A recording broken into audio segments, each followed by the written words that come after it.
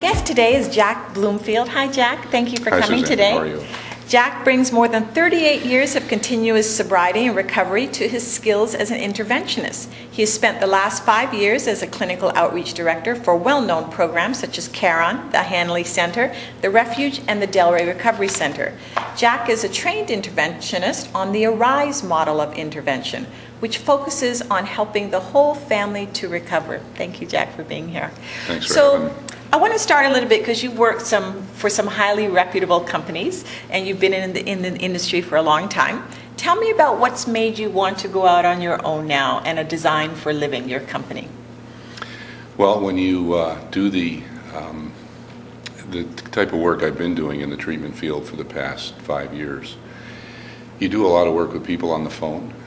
You are actually a go-to person for many therapists, doctors, attorneys, where they call you and say, hey, I have a family in trouble, and I gave them your number, and I'm going to have them call you.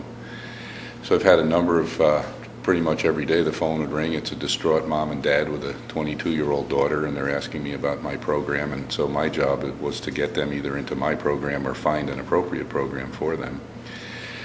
And I just kind of realized about a year ago that as much as I'm out there to help people, I don't ever get to meet the people I talk to on the phone. Right. I help find them appropriate treatment and stuff. So I had this yearning to say I want to get more in the trenches and work directly with the families and with the individuals that are struggling with addiction. That's awesome. So as I said in my introduction, we've heard a lot of this buzzword intervention over the past few years. And I know there are different models. Tell us about the ARISE model specifically. Okay. The ARISE model was born in the early 90s.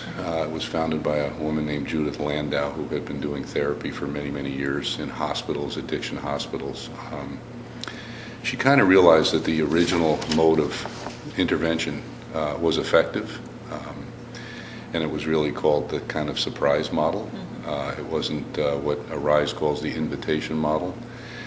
And all the family and friends would kind of secretively for the week before prepare to more or less ambush the addict or alcoholic. And then when the intervention started, the whole focus was on the individual and the addiction of the individual. The ARISE model really focuses on the entire family being a broken system, and they all need help. And that's what I love about that as I did my research on that, because addiction is a family disease, right? And it makes it that much more successful when it's not just the one who appears to be broken getting fixed, but it's the whole system getting fixed.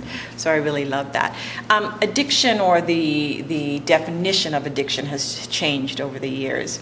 How is it different today in terms of what we face versus what we used to think of as addiction?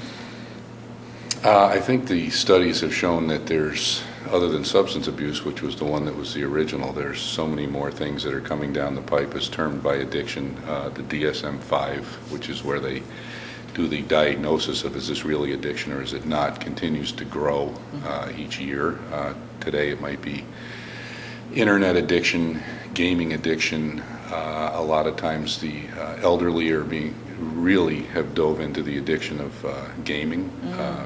They're elderly in life and they're hanging out in gambling casinos, pulling handles and pushing buttons, and they can't get out of there. And a lot of them have devastated their life savings because of the addiction. So when we talk about the ARISE model and the invitational model, give me the steps of how that process works for the family and the loved one. Okay.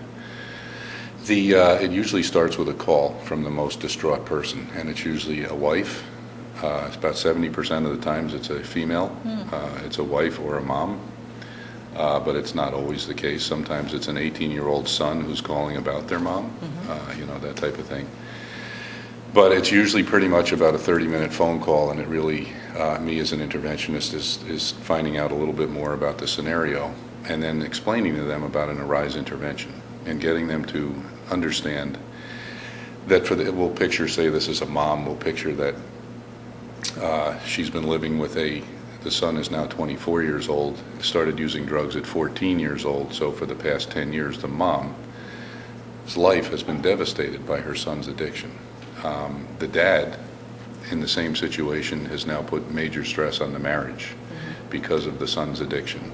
The sister, who was 4 years older than the son, has left for college, but she basically was devastated by him being put in jail at 16 and him being put in rehab at 17. And, it's just the family is many times as sick as the client. Mm-hmm. So you try to get the first caller to understand that we want to approach this as an invitation. We want to approach this as a family system that needs help. And so the invitation model is actually out there to, and a lot of people don't see how this happens when you invite an alcoholic or addict to their own intervention. Will they be coming to that party or not? Many times if you let them know we're going to be talking about you as well as our whole family, they don't want to be left out of that. Mm-hmm. And really, if we go back to what's the whole core of Arise, the whole core of Arise is that we believe it has a lot of integrity. And basically saying, hey, we know as a family we are sick, we need help, we want you to come too because you're part of this. And if you come, great, we're going to address your addiction. But if you don't come, we are still going to meet with this interventionist, and we are going to participate on our own journey to move forward. I love that. So, I love that. Part of the Arise model is also sort of the continuum of not just getting them into treatment, the loved mm-hmm. one, but the family healing and what happens throughout that process, throughout a year of recovery, mm-hmm. right? Yeah. Can you tell us a bit more about that? Sure. We pretty much try and let the family know that this is not an event.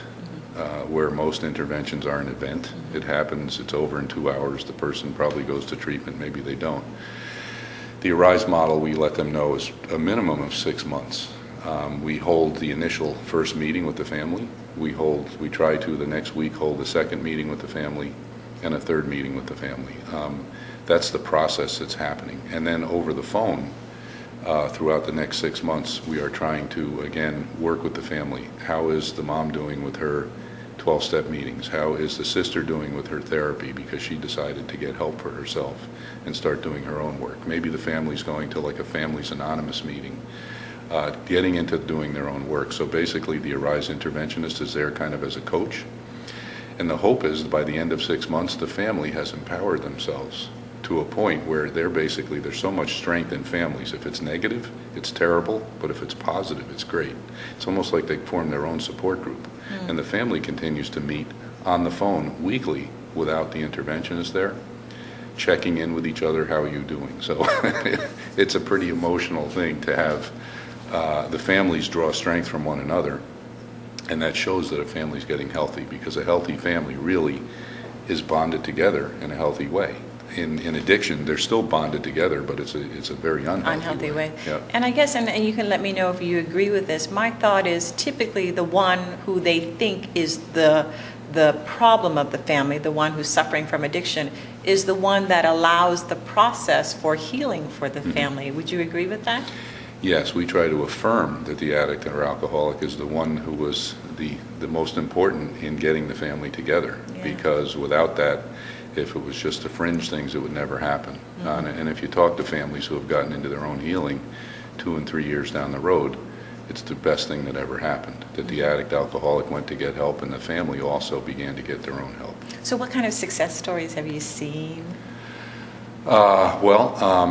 It's proven that if you can stop the madness in a family and get the most identified patient to start getting their help, it's fantastic. I talk to people all the time who have gone through interventions and have 5, 10, 15 years of recovery themselves. The family is all doing great, and it's a great thing. But some people think too that an addict alcoholic has to hit a bottom, mm-hmm. and that we believe is a myth, because many interventions are done on. Just had a family member in my family who was about my age, very successful, but the family was broken, and successful in business, successful financially.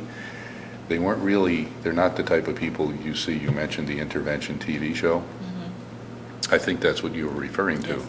Usually those were down and out 22-year-old heroin addicts sticking needles in their arms, and the intervention team would come in with the cameras and watch this whole thing unfold. Most interventions are not done on that type of client. They're done on very successful 60-year-old, 40-year-old, who people would never say, I'm going to go for help, I have a problem. They just don't get it because there's too many good things going on in their life. Well, Jack, we really appreciate you coming here today and speaking about this.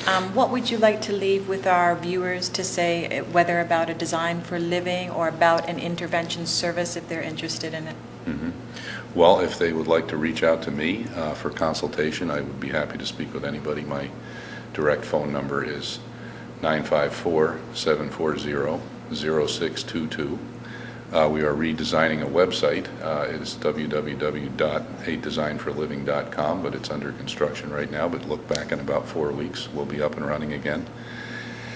And just a quick thing about the ARISE model, I think is really important to know too, is that when an alcoholic or addict decides to go to treatment because it's their decision rather than feeling pressured or coerced in the traditional, their staying in treatment is a 98% effective that they stay in treatment.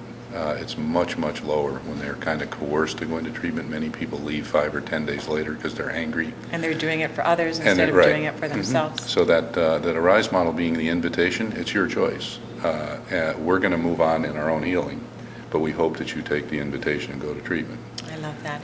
Thank you for joining us Okay. today. Special thanks to my guest, Jack Bloomfield. You can find Jack at his new company, A Design for Living. Thank you for watching Bridgeway to Recovery. Thanks, Suzanne.